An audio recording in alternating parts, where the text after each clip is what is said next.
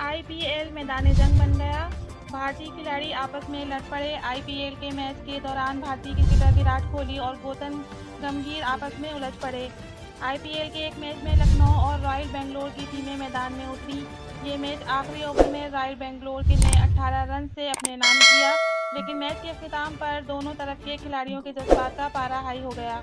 Match खत्म होने के बाद दोनों टीमों के खिलाड़ी आपस में हाथ मिलाने आए। इस दौरान अफगानिस्तान से ताल्लुक़ रखने वाले खिलाड़ी नवीन उल हक और विराट कोहली के दरमियान तल्ख कलामी देखने को मिली। ये मंजर देखकर गौतम गंभीर भी मैदान में कूद पड़े और विराट कोहली से उलझ पड़े। हालात तब देखने को मिले जब लखनऊ की टीम के खिलाड़ी कोहली से गुफ्तगू कर रहे थे कि गौतम गंभीर ने इनको पकड़कर पीछे खींचा और कोहली से बात करने से रोक दिया। इस वाकये के बाद दोनों टीमों की खिलाड़ी से विराट कोहली और गौतम गंभीर को घेर लिया। इस दौरान धक्कम पेल भी हुई। मज़ीद खबरों के लिए हमारा चैनल सब्सक्राइब करें।